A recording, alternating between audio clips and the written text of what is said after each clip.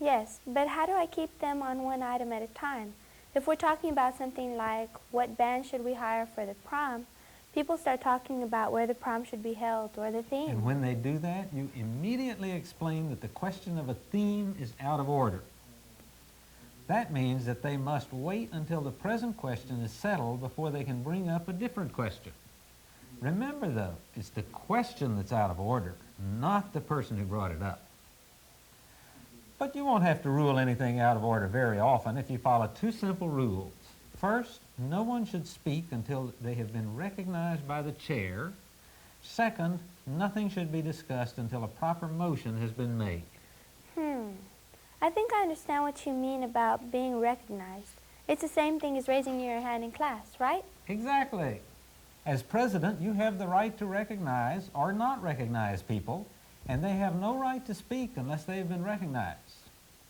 That is an extremely important tool in keeping order. There are very few exceptions when people have a right to be recognized even if you don't want to do it, but we won't worry about them now. But what about introducing motions? I've never really understood that. All right, let me explain. A main motion is a proposal for the group to do something. It can be an action to be taken, or a decision to be made, or a resolution that expresses the sentiments of the group. It should be stated in a straightforward, positive way, and it should clearly state what the person proposing it wants the group to do. And that's what it means when someone says, I move that such and such? Exactly. That's a main motion. Once a main motion has been properly introduced, it becomes the pending business of the organization, and no other business can be introduced until some decision has been made. What about the business of seconding a motion? That's one of the most completely misunderstood aspects of parliamentary law. The purpose of requiring a second is simply to make sure that there are at least two people at the meeting who wish to consider a given item of business. In a large assembly, that's important, so one person can't waste time by monopolizing the agenda. A second should be required on a main motion, an amendment to a main motion, changes to the order of business, and a few other miscellaneous matters. That's simple enough. General Robert, you make it all sound so easy. Most of the time it should be easy. And when it gets difficult, which usually happens when several people have a difference of opinion, the rules help you keep things simple as possible. Okay, now somebody has made a motion. What next? First, you restate the motion. In other words, you tell everybody exactly what the motion is, in case they couldn't hear it or weren't paying attention. Then you call for discussion. Usually the person who made the motion is recognized first to explain and defend the motion. Then, one at a time, anyone who wishes to speak against the motion, alternating with anyone who wishes to speak in favor of the motion. Usually no one is allowed to speak more than once until everyone has had a chance to speak. What happens if nobody speaks against the motion? If there is no opposition to a motion, you simply state, without objection, the chair declares the motion passed. Okay, and what do I do if people keep arguing forever? No debate can go on forever. When everyone has had a chance to speak once, or if people start to repeat the same argument over and over, it's time to close debate and vote. Someone should make a motion to that effect, usually simply by saying, I move the previous question, or simply call the question. If this happens when it is obvious that everyone has said everything they want to say, you ask whether there is any objection to closing debate.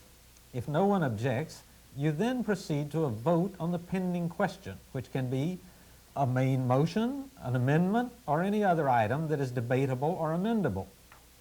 If someone does object to closing debate, the motion for the previous question must be seconded and voted on.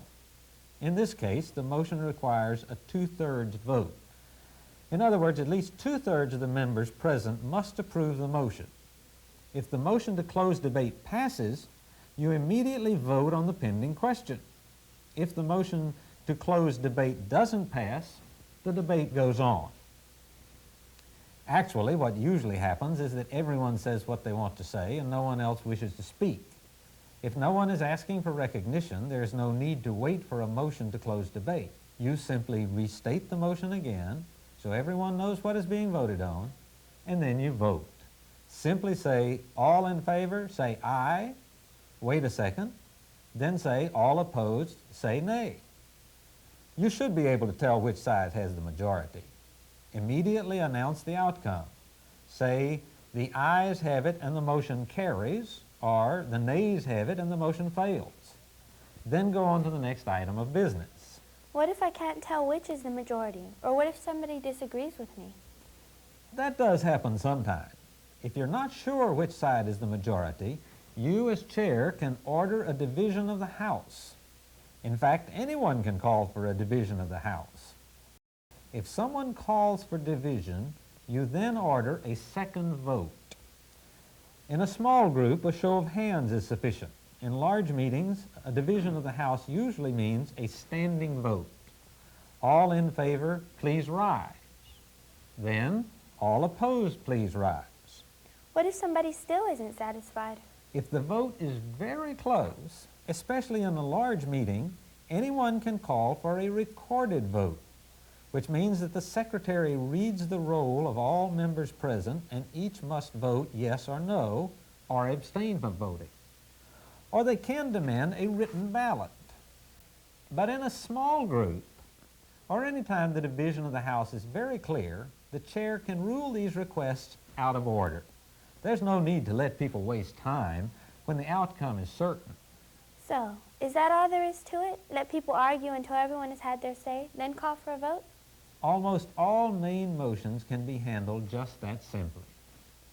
Things get a little bit more complicated when somebody wants to change the motion that's being discussed.